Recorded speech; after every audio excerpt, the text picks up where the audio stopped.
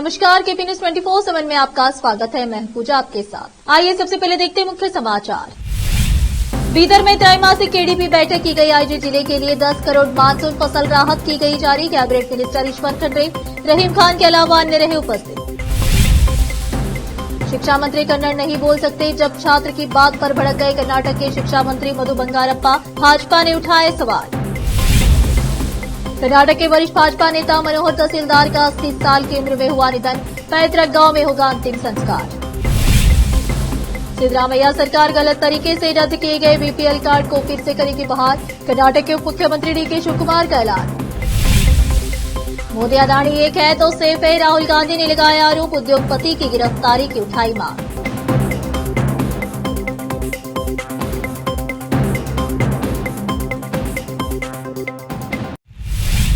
अब समाचार विस्तार से। बीदर जिला पंचायत कार्यालय में बुधवार 20 नवंबर को कर्नाटक के cabinet minister for forest and ecology and Bidar incharge minister Eshwar Khandre के नेतृत्व में त्रैमासिक केडीपी बैठक की गई। इस केडीपी बैठक में कर्नाटक के cabinet minister for municipal administration and हज रहीम खान, युवा सेवा खेल विभाग के सचिव और बीदर जिले के प्रभारी सचिव रणदीप, राज्य गारंटी योजना कार्यान्वयन प्राधिकरण के उपाध्यक्ष एसआर मरोज खान, जिला गारंटी समिति के अध्यक्ष अमृतराव जिमकोड़े, बीदर दक्षिण के विधायक डॉक्टर शैलेंद्र बेलदाड़े, बसवा कल्याण के विधायक शेणु सलगार, हुमनाबाद के विधायक सिद्धू पाटिल, विधान परिषद सदस्य भीमराव पाटिल, डॉक्टर चंद्रशेखर पाटिल, बीदर शहरी विकास प्राधिकरण के अध्यक्ष बसवराज जामशेट्टी, जिला कलेक्टर शिल्पा शर्मा, जिला पंचायत के मुख्य कार्यकारी अधिकारी डॉक्टर गिरीश बडोले, जिला पुलिस अधीक्षक प्रदीप गुंटी, जिला उप वन संरक्षक वानती एमए, बीदर के सहायक आयुक्त बसवा कल्याण और अन्य जिला तालुका स्तर के अधिकारी उपस्थित थे।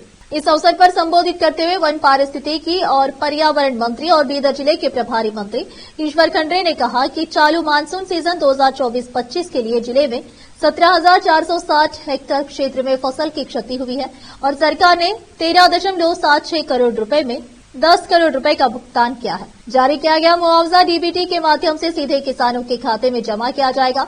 इस बार जिले में अच्छी बारिश हुई है और फसल को काफी नुकसान हुआ है। सरकार द्वारा 10 करोड़ रुपए मुआवजे के तौर पर 3.76 करोड़ रुपए और जारी किए गए हैं। उन्होंने बताया कि जिले के 15,000 किसानों को मानसून फसल का मुआवजा सीधे उनके खाते में भेजा जाएगा। बैठक में केडीपी ने कृषि, उद्यान, स्वास्थ्य, शिक्षा, पेयजल समेत विभिन्न विभागों के व्यापक कार्यक्रमों की समीक्षा की।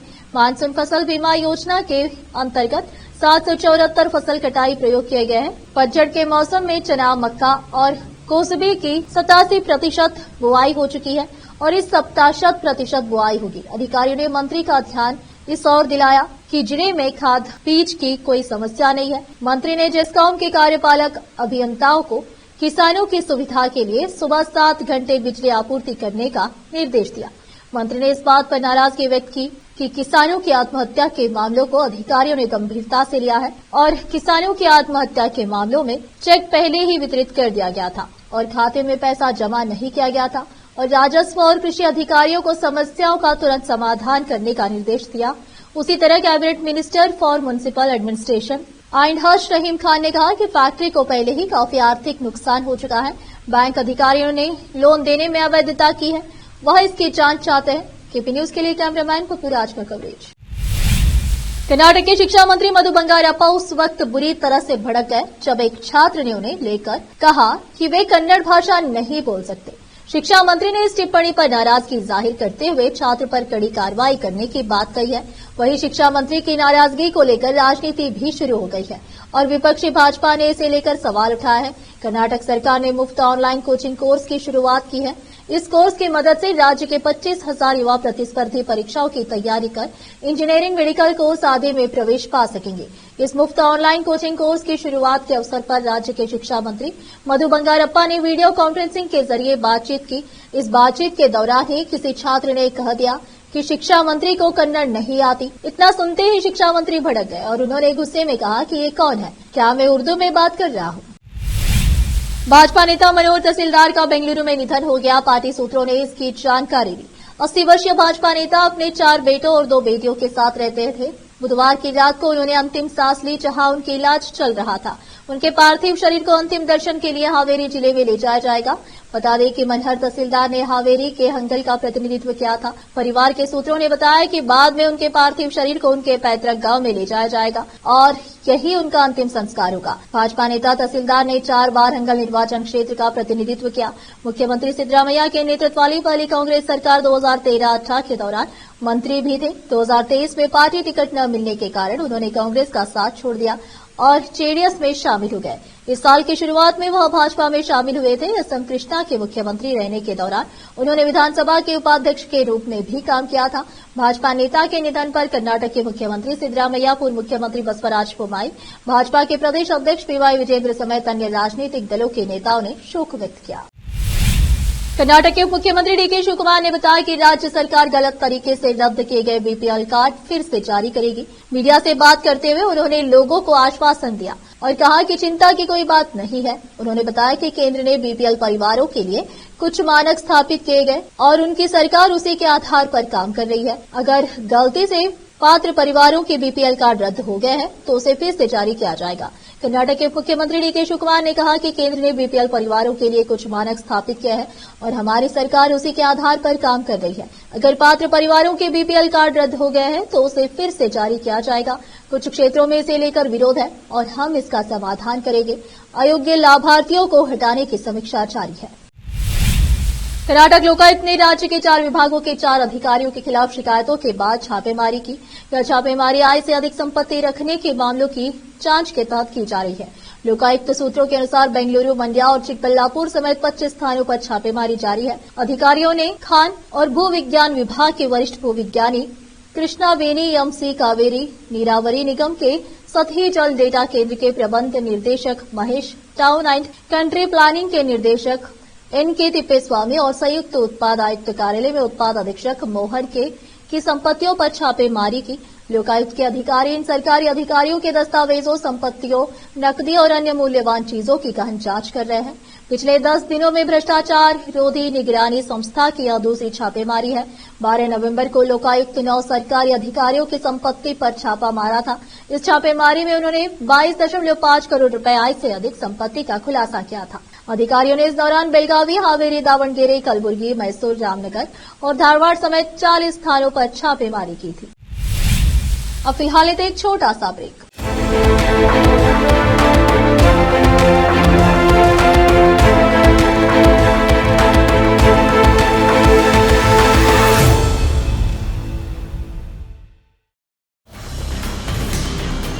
हिंदुस्तान के हर कोने में हम हैं मौजूद। 24 घंटे हालात पर गहरी नजर, खबरों से जुड़े चुपते सवालात और आपको दिखाता है धार्मिक, सामाजिक, राजनीतिक, लोकल और इंटरनेशनल न्यूज की सबसे बेहतर कवरेज जो आपको रखती है हर पल बाखबर। देश और दुनिया भर की खबर के लिए देखते रहें KP news 24/7। Noor education trust Bidar की ओर से चलाए जाने वाला Noor MEd and BEd college Bidar, recognised by NCTE Delhi and affiliated to Bidar University, Bidar. Admission are open for the academic year 2024-25. विशेषज्ञ और सक्षम शिक्षकों द्वारा शिक्षा प्राप्त करने के लिए नूर एमएड एंड बीएड कॉलेज में दाखिला लें और शांत वातावरण में शिक्षा प्राप्त करें।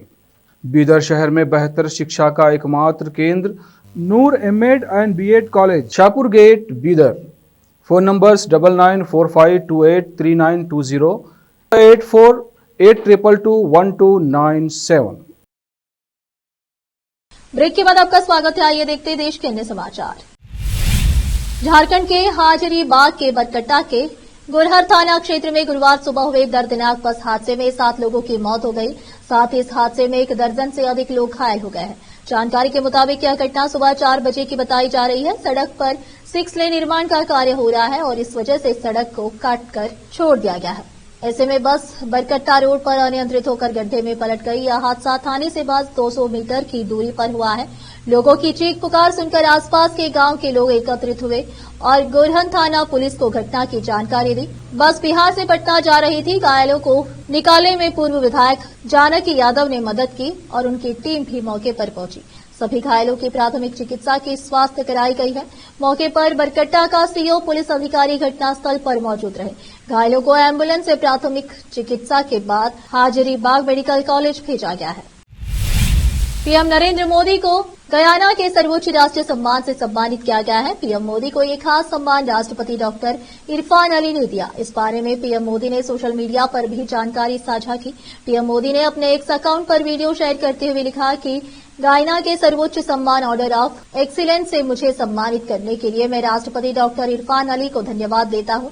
यह सम्मान भारत के 140 करोड़ लोगों की मान्यता है। डोमिनिका ने कोविड-19 महामारी के दौरान इस कैरिबियन राष्ट्र को दी गई मदद में पीएम मोदी के योगदान और दोनों देशों के बीच द्विपक्षीय साझेदारी बढ़ाने के उनके समर्पण के लिए प्रधानमंत्री मोदी को देश के शीर्ष पुरस्कार से सम्मानित किया है। पीएम मोदी को बुधवार को भारत कैरिकॉम शिखर सम्मेलन के दौरान डोमिनिका के राष्ट्रपति सिल्वेनी बटन ने डोमिनिका अवार्ड ऑफ ऑनर प्रदान किया।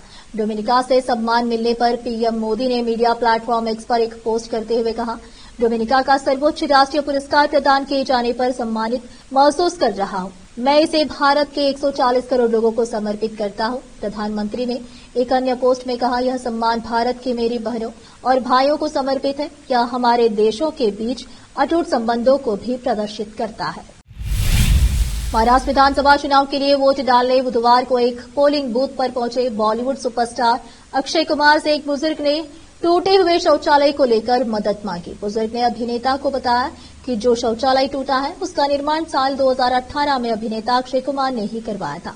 अक्षय कुमार ने बुजुर्ग की पूरा बात सुन और उन्हें विश्वास दिलाया कि वो पूरी मदद करेंगे। टॉयलेट एक प्रेम कथा। फिल्म अभिनेता ने आश्वासन देते हुए बीएमसी बृहत मुंबई नगर निगम से बात करने की बात कही। मीडिया से बातचीत करने के बाद जब अभिनेता अपनी कार की ओर बढ़ रहे थे तो उस वक्त उन्हें बुजुर्ग व्यक्ति ने पकड़ लिया और टॉयलेट की मरम्मत के लिए मदद मांगी, जिस पर अभिनेता ने कहा कि वह बीएमसी से बात करेंगे और काम करवाएंगे। अमेरिका के अभियोजकों द्वारा उद्योगपति गौतम अडानी पर लगाए गए भ्रष्टाचार के आरोपों पर कांग्रेस नेता राहुल गांधी ने गुरुवार को प्रेस कॉन्फ्रेंस कर गंभीर आरोप लगाया। राहुल गांधी ने कहा कि अब ये साफ है कि अडानी ने भारतीय और अमेरिका कानूनों का उल्लंघन किया है। मुझे हैरानी है कि अडानी अभी तक देश में आजाद कैसे घूम रहे हैं। मुख्यमंत्रियों को गिरफ्तार किया जा रहा है। अडानी ने 2000 करोड़ का घोटाला किया है, लेकिन वे आराम से आजाद घूम रहे हैं। राहुल गांधी ने ये भी कहा कि मैं ये भी जानता हूं कि गौतम अडानी की गिरफ्तारी नहीं होगी। मोदी अडानी एक है तो सेफ है। राहुल गांधी ने कहा कि हम इस मुद्दे को बार बार उठा रहे हैं, लेकिन प्रधानमंत्री अडानी को बचा रहे हैं। प्रधानमंत्री भी अडानी के साथ भ्रष्टाचार में लिप्त है। राहुल गांधी ने कहा कि वह और उनकी पार्टी आगामी संसद सत्र में इस मुद्दे को जोरों शोरों से उठाएगी। अब फिलहाल लेते एक और छोटा सा ब्रेक।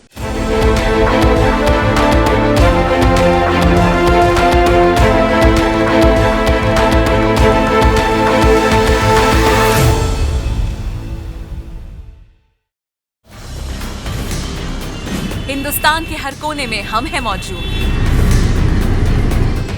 24 घंटे हालात पर गहरी नजर, खबरों से जुड़े चुपते सवालात और आपको दिखाता है धार्मिक, सामाजिक, राजनीतिक, लोकल और इंटरनेशनल न्यूज की सबसे बेहतर कवरेज, जो आपको रखती है हर पल बाखबर। देश और दुनिया भर की खबर के लिए देखते रहें KP news 24/7। Noor education trust Bidar की ओर से चलाए जाने वाला Noor MEd and BEd college Bidar, recognised by NCTE Delhi and affiliated to Bidar University, Bidar. Admission are open for the academic year 2024-25. विशेषज्ञ और सक्षम शिक्षकों द्वारा शिक्षा प्राप्त करने के लिए नूर एमएड एंड बीएड कॉलेज में दाखिला लें और शांत वातावरण में शिक्षा प्राप्त करें। बीदर शहर में बेहतर शिक्षा का एकमात्र केंद्र Noor MEd and BEd college, Shahpur gate, Bidar. Phone numbers 9945283920, 8482221297। Break के बाद आपका स्वागत है। आइए देखते हैं देश के अन्य समाचार।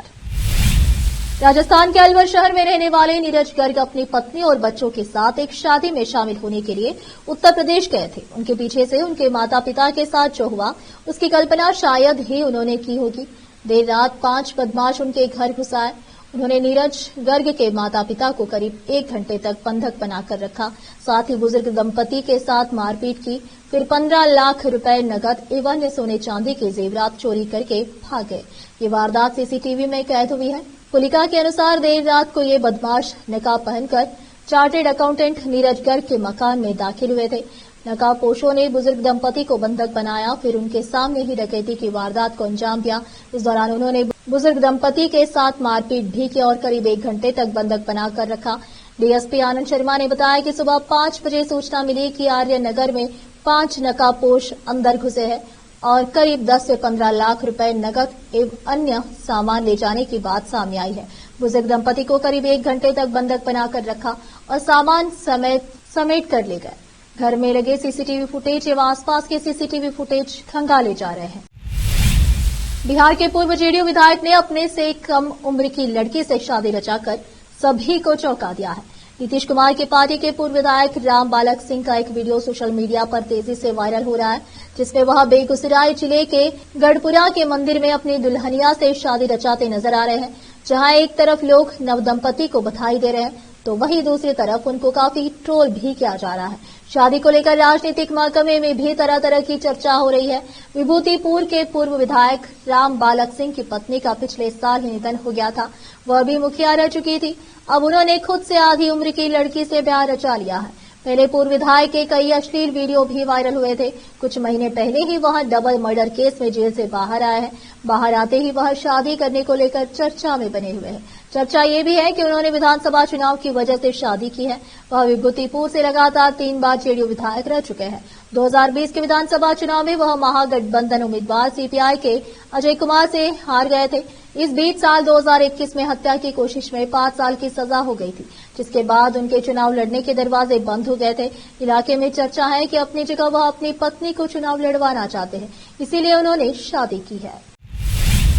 फिर से एक नजर मुख्य समाचारों पर।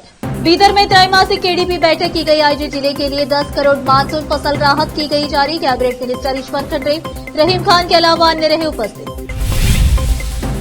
शिक्षा मंत्री कन्नड़ नहीं बोल सकते, जब छात्र की बात पर भड़क गए कर्नाटक के शिक्षा मंत्री मधु बंगारप्पा। भाजपा ने उठाए सवाल। कर्नाटक के वरिष्ठ भाजपा नेता मनोहर तहसीलदार का 80 साल की उम्र में हुआ निधन। पैतृक गांव में होगा अंतिम संस्कार। सिद्धरामैया सरकार गलत तरीके से रद्द किए गए बीपीएल कार्ड को फिर से करेगी बहाल। कर्नाटक के उप मुख्यमंत्री डीके शिवकुमार का ऐलान। मोदी अदानी एक है तो सेफ है, राहुल गांधी ने लगाया आरोप। उद्योगपति की गिरफ्तारी की उठाई मांग।